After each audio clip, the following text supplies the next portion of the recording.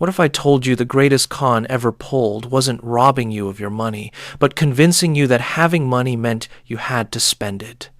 There's a protocol buried in history, not written in any book you'll find at the airport, not taught in business schools where they train you to be productive little economic units. This protocol is older than your grandfather's war bonds, quieter than a Swiss bank vault, and more powerful than any stock tip you'll ever get from a guy in a $2,000 suit. The people who practice it never talk about it. They just vanish from the radar while everyone else is fighting over the latest gadget, the newest trend, the next big thing that'll change your life for 3 months before it ends up in a landfill. This is the story of how America built a machine designed to keep you running in place, and how a small number of people figured out the only winning move was to stop playing entirely. Let me take you back to a specific moment in time. Picture this. It's 1929, October. The air in lower Manhattan smells like desperation and cheap cologne. Men in expensive suits are throwing themselves out of windows because numbers on a board stopped going up. The Great Depression isn't just an economic collapse. It's a psychological shattering. An entire generation watches their parents' life savings evaporate like morning fog. They see neighbors who worked 40 years lose everything in 40 days. These people, the ones who survive, they learn something the history books don't quite capture. They learn that the system is a lie, that the promise of endless growth is a fairy tale told by men in mahogany boardrooms, that security doesn't come from participation, it comes from insulation. My grandfather was one of those men. Came back from the war in '45 with a duffel bag and a belief that he'd never, ever depend on the kindness of strangers or the stability of markets. He bought a small house with cash, paid in full, no mortgage. This was considered insane by his peers, who were busy signing 30-year contracts with banks, buying on credit, living the American dream on borrowed time. He grew vegetables in the backyard, fixed his own car, wore the same 3 shirts in rotation for 2 decades. When I asked him why he lived like that, he didn't give me some philosophical answer. He just said, "Because I can sleep at night." That was it. The man opted out before opting out had a name. But here's where the story gets interesting. Somewhere between his generation and ours, something changed. The war ended. The soldiers came home. And America had a problem. A massive industrial capacity built for producing tanks and bombers and bullets, with nobody left to shoot at. Factories that could pump out endless quantities of steel and rubber and glass. A workforce trained to manufacture on a scale never seen in human history. What do you do with all that capacity in peacetime? You can't just shut it down. The economy would collapse. So, someone, somewhere, had a revelation. A dark, brilliant, utterly ruthless revelation. If you can't find an enemy to fight, create an appetite to feed. Turn the American citizen into a consumption engine. Make them hungry for things they don't need, with money they don't have to impress people they don't like. This is where it begins. The birth of modern consumer culture. And it wasn't an accident. It was architected. In 1955, a retail analyst named Victor Lebeau wrote something that should be carved into every shopping mall in America. He said, and I'm paraphrasing here, that the economy demands that we make consumption a way of life, that we convert the buying and use of goods into rituals, that we seek our spiritual satisfaction in consumption. We need things consumed, burned up, replaced, and discarded at an ever-accelerating rate. Read that again. Burned up, replaced, discarded. This wasn't a prediction. It was a blueprint. They studied you. Not you specifically, but the human animal. They brought in psychologists, researchers who cut their teeth figuring out how to break enemy morale during wartime. Edward Bernays, the father of public relations and Sigmund Freud's nephew, pioneered the technique of manipulating public opinion through subconscious desires. He convinced women to smoke cigarettes by branding them as torches of freedom. He didn't sell tobacco, he sold liberation. The product was irrelevant. The feeling was everything. This is the playbook. Attach an emotional narrative to a material object. Make people believe that purchasing something is an act of self-expression, of identity, of belonging. You're not buying a car, you're buying freedom. You're not buying a watch, you're buying success. You're not buying a phone, you're buying connection, and it worked. Oh, it worked beautifully.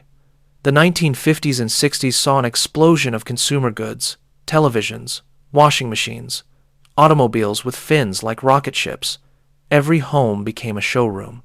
Every family became a unit of economic productivity. The mailbox filled with catalogs. The television broadcast commercials between programs, commercials that were often more expensive to produce than the shows themselves. Buy now, pay later. Credit cards made their debut. Suddenly, you didn't need money to buy things. You just needed the promise of future money. The trap was set, and an entire generation walked right into it, thinking they were living the dream. But let's talk about what this really did to people. Not the economic metrics, not the GDP growth, the human cost. Imagine you're a man in 1960.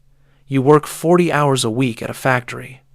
You come home to a wife and 2 kids and a house you're paying off over 30 years. You own a car that requires a monthly payment. Your wife wants a new refrigerator because the neighbor just got one. Your kids need the latest toy they saw on television. You're making decent money, but it's never enough. There's always something else, something newer, something better. So, you work overtime. You take a second job. You tell yourself it's for the family. But really, you're feeding the machine. You're a rat on a wheel, and the wheel is speeding up. Now, the crucial part. The part they don't want you to notice. The machine doesn't just want your money. It wants your time, your attention, your mental energy.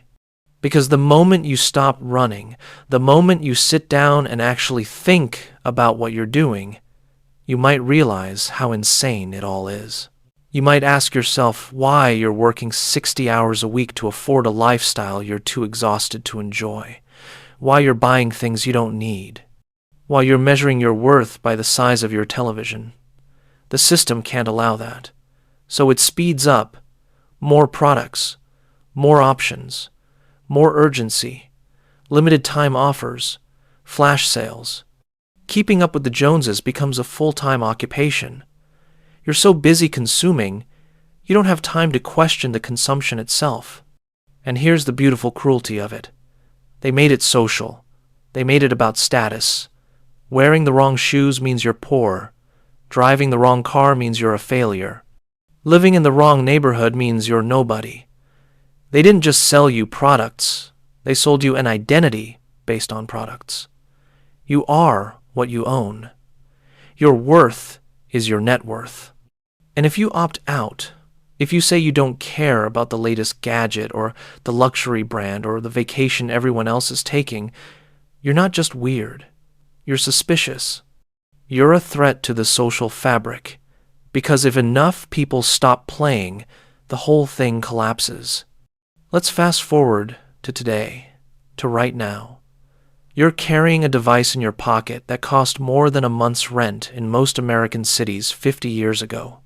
You upgrade it every 2 years, not because it stopped working, but because it's not the newest one anymore. You're wearing clothes made by people you'll never meet, in countries you'll never visit, sold to you by corporations that have mastered the art of making you feel inadequate. You pay for subscriptions you forgot you have, streaming services, cloud storage, meal kits, gym memberships you never use. Every month, money leaves your account automatically. Feeding systems designed to be just convenient enough that canceling feels like more work than just letting it continue. This is the final form. Consumption that doesn't even require a conscious decision. It just happens, automatically, forever. But here's what they didn't account for. Every system has defectors. In every population engineered for compliance, there are always a few who see the bars of the cage. And once you see them, you can't unsee them. The Hermit Protocol isn't a manual. It's not a movement. It's a pattern that emerges independently in people who've had enough. Maybe they burned out. Maybe they got fired. Maybe they just stopped one day and realized they were living someone else's life. Whatever the trigger, the realization is always the same. I don't actually need any of this. Think about what that means. Really think about it. Not needing, not wanting, not being pulled by the invisible strings of marketing and social pressure and manufactured desire. It's not poverty. Poverty is not having enough. This is different. This is having exactly enough and recognizing it. It's the difference between being broke and being free. One is a condition imposed on you. The other is a choice you make. And that choice terrifies the system because the system only works if you're afraid. Afraid of missing out. Afraid of falling behind. Afraid of being seen as less than. The moment you stop being afraid, the moment you realize that opting out is an option, you become invisible to the machine. And invisible people don't spend money. The Hermit Protocol, as I'm calling it, has 3 principles, 3 rules that sound simple but are revolutionary in practice. First principle, eliminate recurring costs. Anything that automatically takes your money every month is a chain. Cut it. Own your home outright or live well below your rental means. Buy your car in cash or ride a bicycle. Cancel subscriptions. Stop renting your life from corporations. Every recurring payment is a vote for continued participation in the system. Stop voting. Second principle, build a moat around your attention. The average person sees thousands of advertisements every single day. Billboards, social media, email, push notifications. Each one is a tiny hook, trying to catch your attention and redirect it toward desire, toward wanting. You have to actively defend your mind like it's a fortress under siege, because it is. Delete apps. Stop watching commercial television. Ignore influencers whose entire job is making you feel inadequate so you'll buy the products they're paid to promote. The goal isn't to be ignorant. The goal is to be selective, to choose what enters your consciousness rather than letting it be chosen for you. Third principle, redefine wealth. This is the hardest one. We've been trained since birth to measure success by accumulation. More money, more things, more experiences, bigger numbers in the bank account, nicer car in the driveway. The Hermit Protocol flips this. Wealth isn't what you have, it's what you don't need. It's time, freedom, the ability to say no. If you can pay your bills working 20 hours a week, you're wealthier than the executive who makes 10 times your salary but works 80 hours to maintain a lifestyle he can't afford to lose. True wealth is optionality. The option to walk away, the option to do nothing, the option to disappear. Now, I know what you're thinking. This sounds like deprivation, like some kind of monks in the monastery existence where you give up everything good in life for some abstract principle. That's not it. That's never been it. The people who practice this protocol aren't miserable ascetics denying themselves pleasure. They're the opposite. They're free in a way that's hard to explain to someone still plugged into the matrix. They work jobs that don't slowly kill them because they don't need much money. They have time to cook real food, to read books, to build things with their hands, to sit in silence and think. They're not consumers. They're human beings. Remember those? There's a guy I know. Lives in a small apartment in a city that used to be expensive before everyone decided they needed to live in New York or San Francisco. His rent is $600 a month. He works as a night janitor at a university, 25 hours a week. Makes enough to cover his expenses with money left over. which he saves in a high-yield account that most people don't even know exists because they're too busy chasing returns in a stock market designed to separate them from their money. He doesn't own a car. He bikes everywhere. He doesn't have a smartphone. He uses a flip phone that costs him $20 a month. When I asked him why he lives like this, he said something I'll never forget. He said, "I'm not poor. I'm liberated.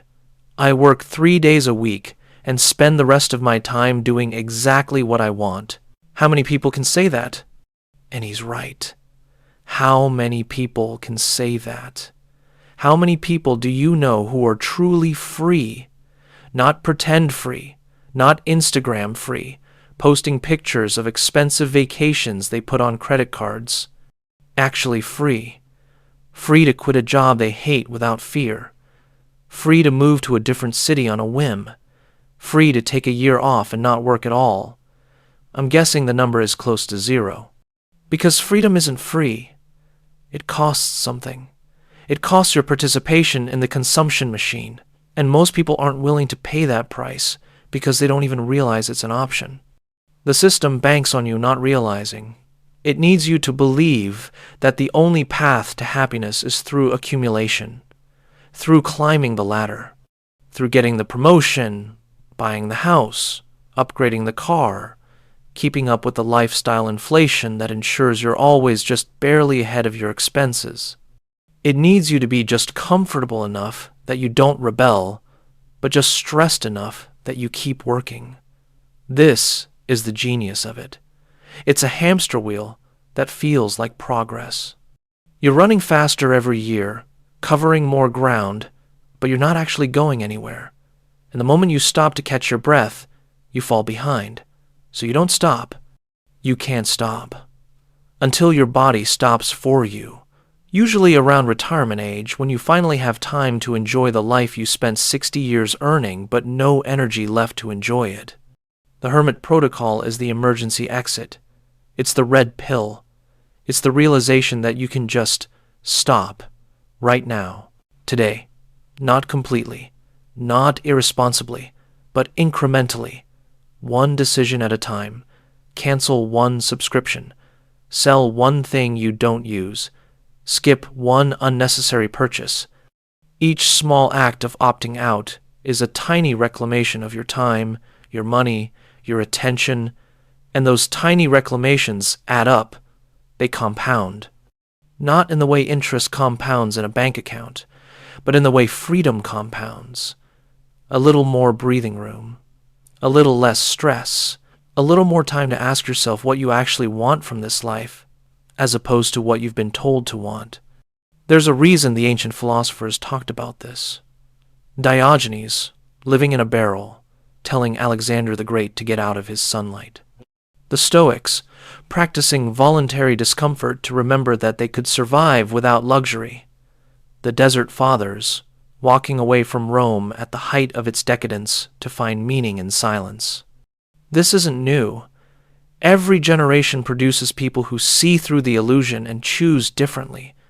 What's new is the scale of the illusion, the sophistication of it, the fact that it's now global, digital, omnipresent. You can't escape it by going to the desert anymore because the desert has cell towers. But you can escape it internally. You can build a fortress in your mind. You can become the kind of person who watches a commercial and feels nothing. Who scrolls past an influencer's luxury lifestyle and doesn't feel envy? Just pity for someone so trapped in performance they've forgotten who they are. You can become immune, not through ignorance, but through clarity.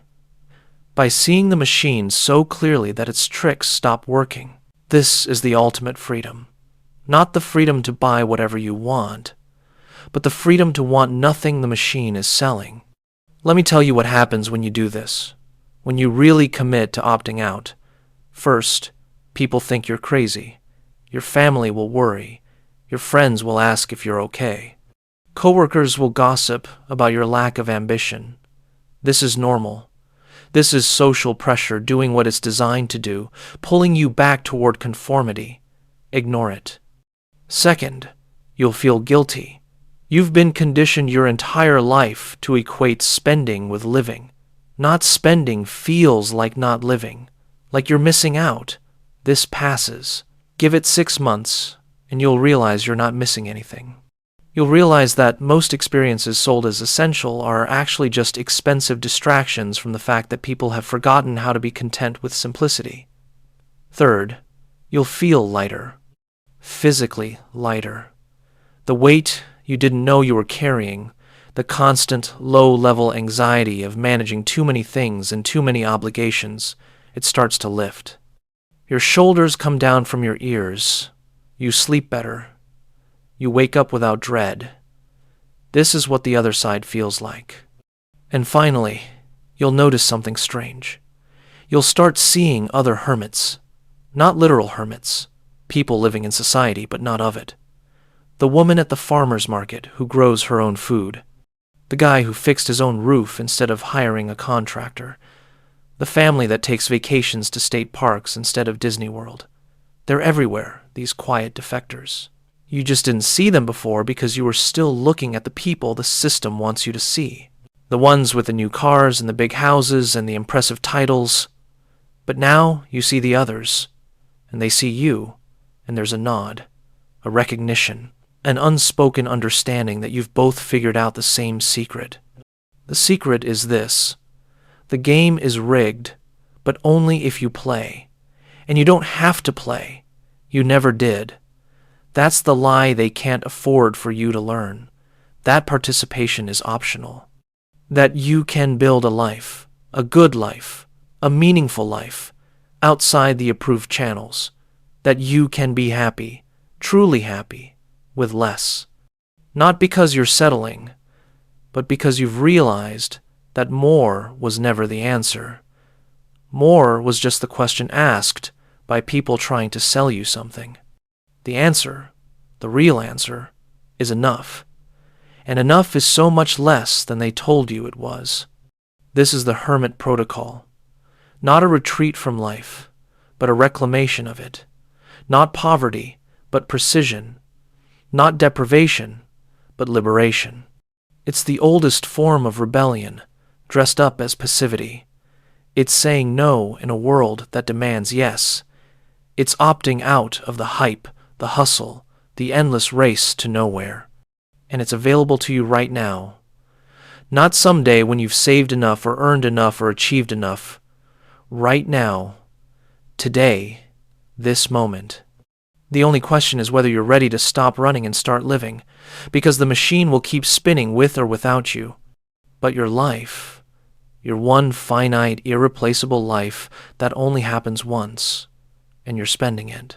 The question is whether you're spending it on something that matters or just spending it.